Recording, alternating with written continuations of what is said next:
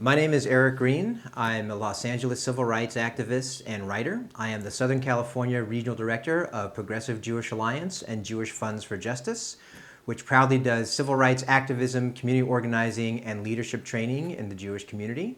And I am also the proud writer of Planet of the Apes as American Myth, Race, Politics, and Popular Culture. In thinking about how I first became fascinated with Planet of the Apes, both as a series of films, but also as a metaphor for America in some profound way, I think that often children get really captivated by some collection of stories, some kind of fairy tale, some kind of mythology that they feel particularly vested in, particularly engaged by. And for me, the Planet of the Apes films were always that story structure, always that set of public myths and fairy tales that from a very young age just had a real strong hold on my imagination.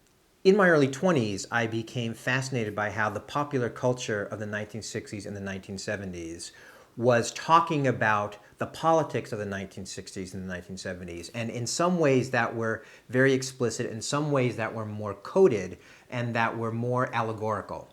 So Planet of the Apes for me became a fascinating case study of how the politics of the 1960s and the 1970s were getting translated into movie imagery, and a public myth was being created that allowed filmmakers to deal with issues like race relations, to deal with issues like Vietnam that were too toxic and too radioactive to deal with directly. So often people are surprised by what seems like two very disparate things, this kind of political, civil rights-based, world, and then this, writing about science fiction and things that seem, very disconnected from each other.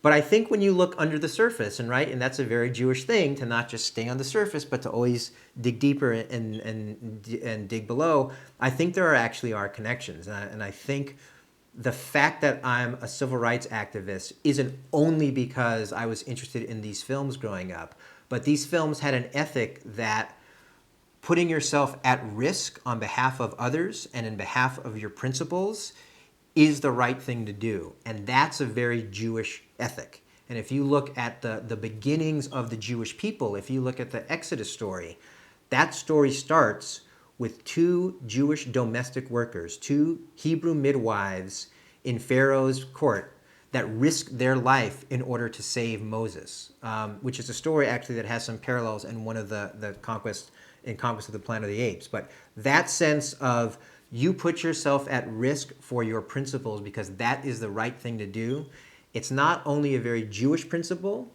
it's a very Planet of the Apes principle, and I'm proud to have embraced both. In 2010, a new group of filmmakers come to the scene and decide to do a new version of Planet of the Apes, which they call Rise of the Planet of the Apes. And I think that they realized that what people expected with Planet of the Apes is an entertaining story, an emotionally engaging story, but something that has some kind of intellectual, social, political weight to it at the same time. I think personally, one of my favorite moments in the film, and it's not any that deals with any kind of heavy themes, but it's when these two characters, Zira and Cornelius, are having an argument with each other, and Zira's pushing him to take a stand on a difficult, controversial issue. And he's pushing back and they're arguing, and he says, look, we have a lot at stake here. We both have fine futures, marriage, and stimulating careers. I'm up for a raise.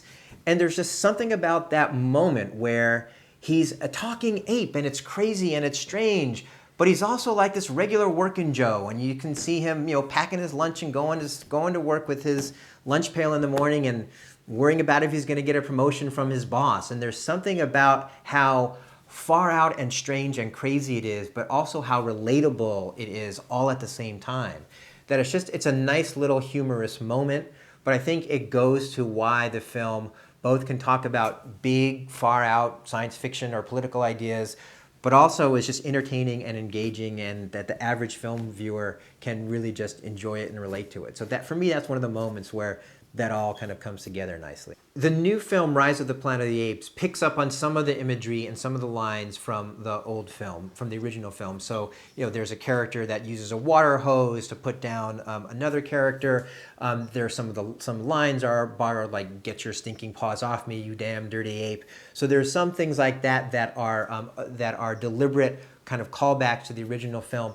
It'll be interesting to see if this new one resonates as powerfully with people. I don't think in a lot of ways it's as thematically ambitious, as politically ambitious as the first films were, even though it certainly has a lot more depth than the last time Hollywood revisited Planet of the Apes.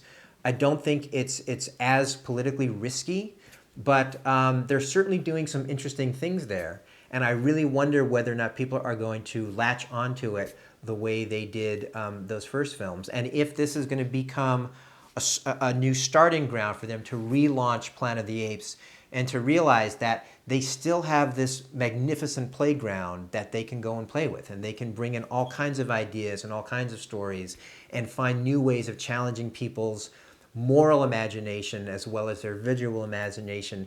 It'll be interesting to see what comes next and if this latest venture to the Planet of the Apes is a sign of things to come.